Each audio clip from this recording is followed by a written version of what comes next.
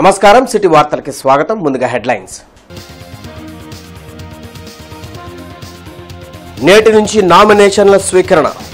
ఒక MP 7 MLA స్థానాలకు నామినేషన్లు స్వీకరించనున్నట్లు కలెక్టర్ వేణుగోపాల్ రెడ్డి వెల్లడి.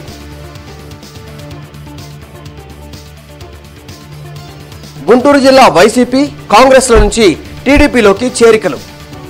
నంబూరు సుభానితో పాటు పలువురిని పార్టీలోకి ఆహ్వానించిన యువనేత నారా లోకేష్. రాజధాని అమరావతిలో జరిగిన విధ్వంసం చూస్తుంటే ఆవేదన కలుగుతోంది.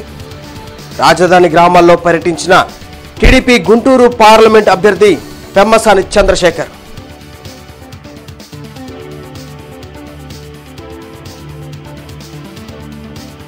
వైభవంగా శ్రీరామనవమి. వాడవాడలా రాములోరి కళ్యాణం. ప్రత్యేక పూజలు చేసిన భక్తులు. ఈ రోజు నుండి ప్రారంభం కానున్న నామినేషన్ల స్వీకరణకు అన్ని ఏర్పాట్లు పూర్తి చేసినట్లు జిల్లా కలెక్టర్ వేణుగోపాల్ రెడ్డి తెలిపారు. కలెక్టరేట్లోని మీడియా సెంటర్ వద్ద కలెక్టర్ ఎం వేణుగోపాల్ రెడ్డి ఎన్నికల నోటిఫికేషన్ను విడుదల చేశారు. జిల్లా పరిధిలోని ఒక పార్లమెంటు స్థానం 7 అసెంబ్లీ స్థానాలకు నోటిఫికేషన్ విడుదల చేసినట్లు చెప్పారు.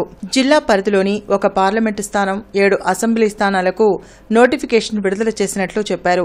18వ తేదీ నుండి 25వ తేదీ వరకు నామినేషన్ల స్వీకరణ, 26, 27వ తేదీల్లో నామినేషన్ల పరిశీలన, 29వ తేదీన నామినేషన్ల ఉపసంహరణ జరుగుతుందన్నారు.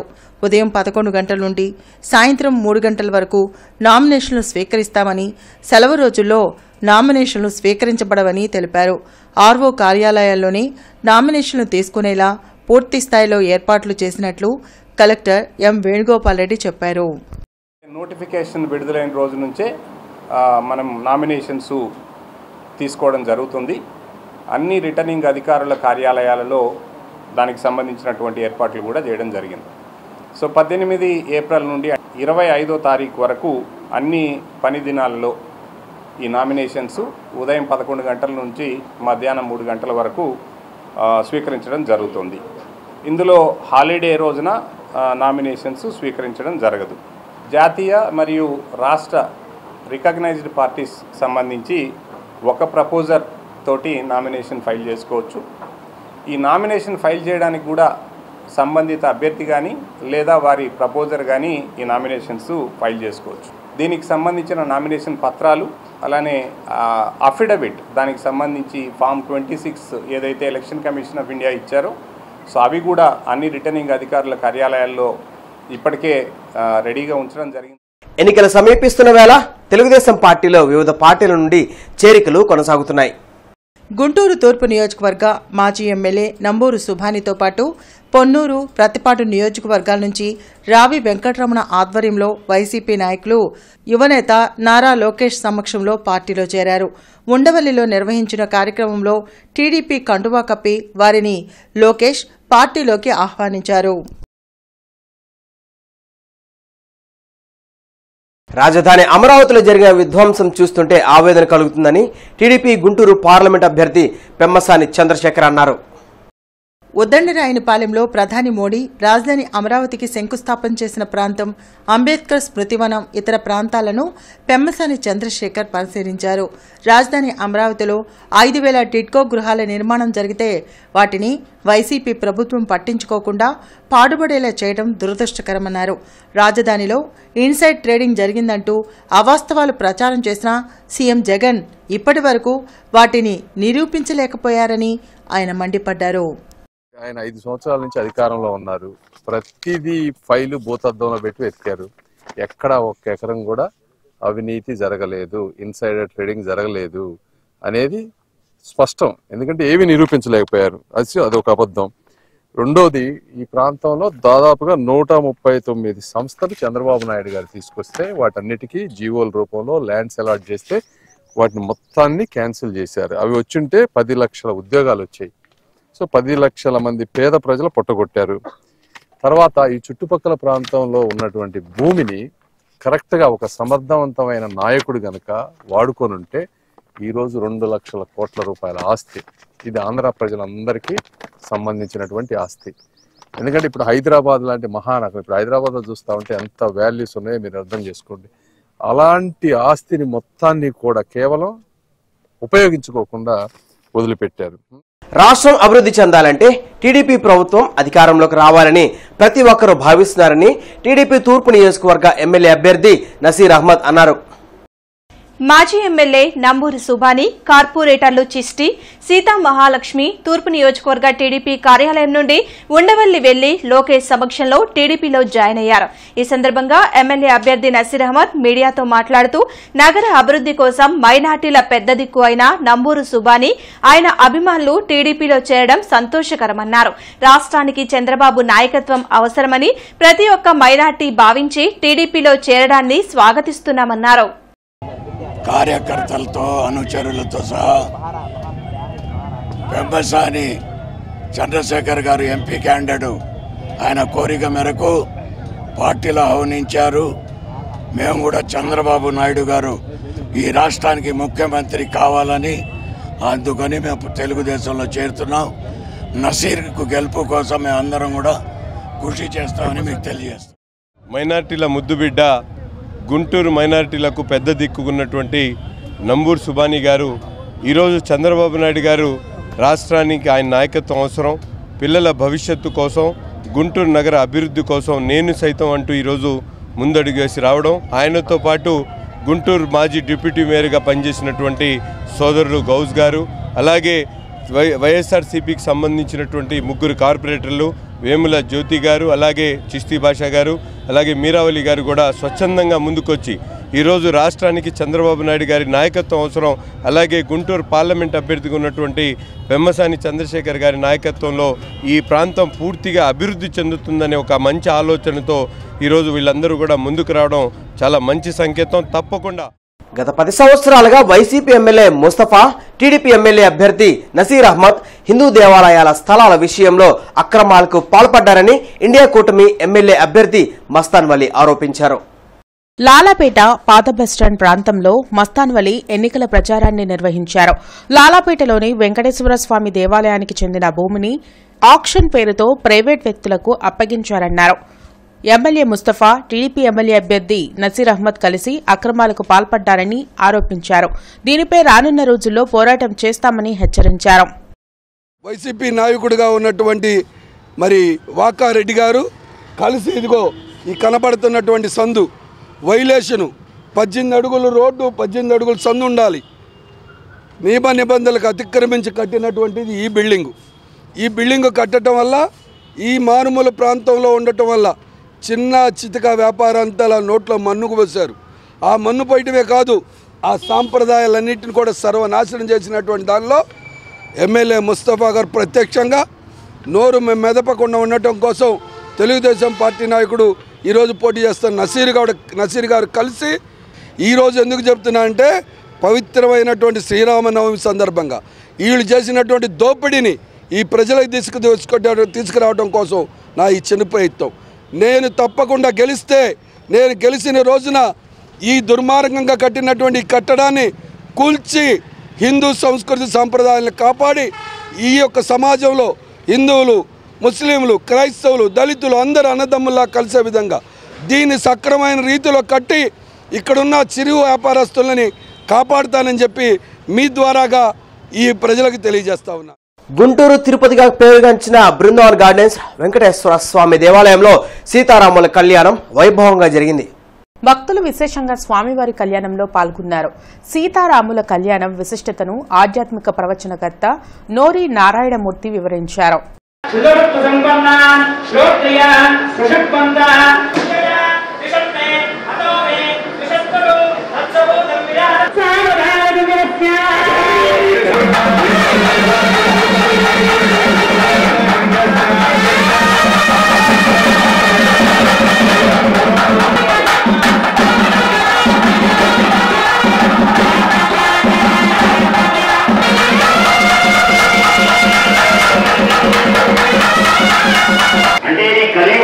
ఈ కలియుగంలో బాగా వినండి. ఏమేంద్రుని సముడు క్షమాగుణమున ప్రతిగించారు రామదాసు తన యొక్క దాసంతి శతకం మొదటి పద్యంలో. 5 ఏళ్ల వైసీపీ పాలనలో అధోగతి పాలైన ఏపీని తిరిగి అందరూ కలిసి పునర్నిర్మించుకోవాలని జనసేన అధినేత పవన్ కళ్యాణ్ అన్నారు. జనసేన నుంచి పోటీ చేస్తున్న 21 మంది ఎమ్మెల్యేలు 2 ఎంపీ అభ్యర్థులకు బీఫామ్లను మంగళగిరిలోని పార్టీ కేంద్ర కార్యాలయంలో పవన్ కళ్యాణ్ అందించారు. ఈ సందర్భంగా అభ్యర్థులతో ప్రమాణం చేయించారు. ఎన్డీఏ కూటమి అభ్యర్థుల విజయానికి కృషి చేయాలని పార్టీ శ్రేణులకు జనసేనాని పిలుపునిచ్చారు. ఈ అవినీతి పాలన, దుష్ట పాలన అంతమొందించాలని ఒక దృఢమైన సంకల్పంతో ఈ రోజున ఎన్డీఏ అలయన్స్ని ఫామ్ చేశాం. మా బాధ్యత ముందు నుంచి మేము చెప్తా ఉన్నది పొలిటికల్ అకౌంటబిలిటీ. ప్రజలకి మేము జవాబుదారీతనం వహిస్తాం. దాంట్లో భాగంగానే మా ఎమ్మెల్యే అభ్యర్థులందరికీ, మా ఎంపీ అభ్యర్థులందరికీ మేము రాష్ట్ర ప్రజలకి ఈ ప్రతిజ్ఞ చేస్తున్నాం. అప్పుల ఆర్థిక విధానాలు, తప్పుడు పరిపాలన వల్ల ఇప్పుడు మనకి తిప్పలు తప్పడం లేదు. 5 ఏళ్ల పాలనలో రాష్ట్రం అధోగతి పాలైంది. మనమంతా కలిసికట్టుగా నడుం బిగించి మళ్ళీ మన అన్నపూర్ణ ఆంధ్రప్రదేశ్ను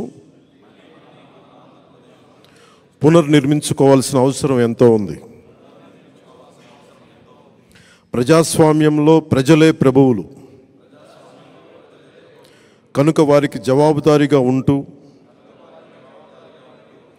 పారదర్శక పాలనను అందించాల్సిన కర్తవ్యం రాజకీయ వ్యవస్థది. భానుడి ప్రతాపంతో రాష్ట్రంలో ఎండలు మండుతున్నాయి. ఈ సందర్భంగా ప్రజలు తగు జాగ్రత్తలు తీసుకోవాలని అధికారులు సూచిస్తున్నారు. ద్రోణి ప్రభావంతో గత 4 రోజులుగా ఉష్ణోగ్రతలు తగ్గినా మరలా పెరుగుతున్నాయి. ఎండలకు తోడు పలు ప్రాంతాల్లో వడగాల్పులు వీస్తున్నాయి. ప్రజలు అప్రమత్తంగా ఉండాలని, వృద్ధులు, పిల్లలు అత్యవసరమైతే తప్ప ఇంటి నుంచి బయటికి రావద్దని అధికారులు సూచించారు. స్తంభాలగరువులోని కోదండరామాలయంలో 58వ సీతారాముల కళ్యాణ మహోత్సవం ఘనంగా జరిగింది. స్థానిక భక్తులు విశేషంగా పాల్గొని కళ్యాణాన్ని వీక్షించి తరించారు. ఏప్రిల్ 21 వరకు ప్రతిరోజు విశేష పూజలు జరుగుతాయని ఆలయ కమిటీ అధ్యక్షులు కోటేశ్వరరావు తెలిపారు. ఆయన కళ్ళు మూస్తే మనకి రాత్రి అవుతుంది, కళ్ళు తెరిస్తే మనందరికీ పగలవుతుంది. ఆ భగవంతుడు వాటిని తీసుకొని ఆయన తృప్తి చెంది, మీరు నా కోసం ఏమీ తినకుండా వచ్చారు, వాళ్ళ కోసం వస్తాడు భగవంతుడు. మీరు నా కోసం ఏమి తినకుండా విగ్రహంలో ఉన్నటువంటి భగవంతుడు కదిలించేస్తున్నాడు. పిలిస్తే 58వ శ్రీ సీతారామచంద్రుల కళ్యాణ మహోత్సవములు 16/4/2024 నుండి ప్రారంభమై 21/4/2024 వరకు అంగరంగ వైభవముగా జరుగును. ఈరోజు స్వామివారి కళ్యాణ మహోత్సవము జరుగుతూ ఉన్నది. గ్రామంలోని మరియు చుట్టుపక్కల భక్తులందరూ వేలాదిగా దేవాలయములకు విచ్చేసి ఉన్నారు. కార్యక్రమము కళ్యాణము జరుగుతూ ఉన్నది. ఈ కార్యక్రమము జరిగిన తరువాత భక్తులందరకు పానకము, వడపప్పు ప్రసాదములుగా ఇచ్చి తర్వాత ఈరోజు సాయంకాలం 4 గంటలకు స్వామివారు హనుమద్వాహనంపై గ్రామోత్సవం జరుగుతుంది. మరియు రేపు స్వామివారికి సాయంకాలం పుష్పయాగము, 19వ తారీఖున మరలా స్వామివారికి వసంత సేవ అనగా హనుమద్వాహనంపై గ్రామోత్సవం జరుగుతుంది. వైసీపీ ప్రభుత్వ పాలనలో బీసీలకు తీరని ద్రోహం చేశారని గుంటూరు పశ్చిమ నియోజకవర్గ టీడీపీ అభ్యర్థి గల్లా మాధవి ఆగ్రహం వ్యక్తం చేశారు. 33వ డివిజన్లోని దేవాపురంలో జరిగిన జయహో బీసీ ముగింపు సభలో గల్లా మాధవి, జోన్ 5 ఇన్ఛార్జి కోవెలమూడి రవీంద్ర, పెమ్మసాని రవి, నిమ్మల శేషయ్య, తాళ్ల వెంకటేష్ పాల్గొన్నారు. ఈ సందర్భంగా వారు మాట్లాడుతూ 4.5 ఏళ్లలో బీసీలకు సీఎం జగన్ చేసిన మేలేంటో చెప్పాలని డిమాండ్ చేశారు. రిజర్వేషన్లో కూడా కోత విధించారని ఆరోపించారు. సబ్ ప్లాన్ నిధులను దారి మళ్లించి బీసీల నోట్లో వైసీపీ ప్రభుత్వం మట్టి కొట్టిందని మండిపడ్డారు.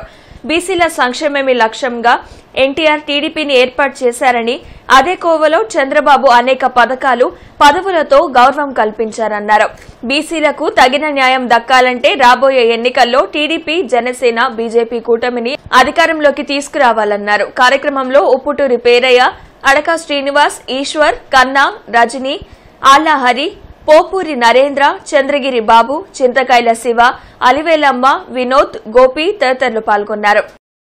మీకు వెన్నుదన్నుగా మీకు నేను ఉన్నాను అని చెప్పి సభాపూర్వకంగా చెప్తూ ఒక బీసీ మహిళగా నేనెంతో గర్విస్తూ ఈ రోజు మీకోసం నేను చట్టసభల్లోకి వెళ్లేలాగా మీరందరూ నన్ను దీవించాలని పేరు పేరున కోరుకుంటూ మన రాష్ట్రాభివృద్ధిలో బీసీల పాత్ర చాలా అధికంగా ఉండాలి. అది రేపు ఎన్నికల్లో నిరూపించాలి. ప్రతి ఒక్కరము మనందరం బీసీలంతా ఒక సైడ్ అయిపోవాలి. ఇంకొక వైపు మనం ఎలాంటి మభ్యపాటికి ఏమరపాటికి పోకుండా వారికి ఎలాంటి ఛాన్స్, ఒక్క ఛాన్స్ అని వచ్చిన వాళ్ళకి బుద్ధి చెప్పాలి. అది బీసీల వల్లే సాధ్యమవుతుంది కాబట్టి మనందరం కలిసి కట్టుగా వారికి బుద్ధి చెప్పి ఈ రాష్ట్రం నుంచి పంపించేద్దాం. శ్రీరామనవమిని పురస్కరించుకుని గుంటూరులో శోభాయాత్ర జరిగింది.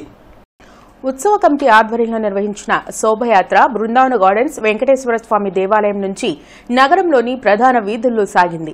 మంత్రి విడుదల రజనీతో పాటు బీజేపీ జిల్లా అధ్యక్షులు నరేంద్ర కుమార్, ఇతర నాయకులు ఈ యాత్రలో పాల్గొన్నారు. శ్రీరాముని ఆశీస్సులతో రాష్ట్రం సుభిక్షంగా ఉండాలని విడుదల రజనీ ఆకాంక్షించారు.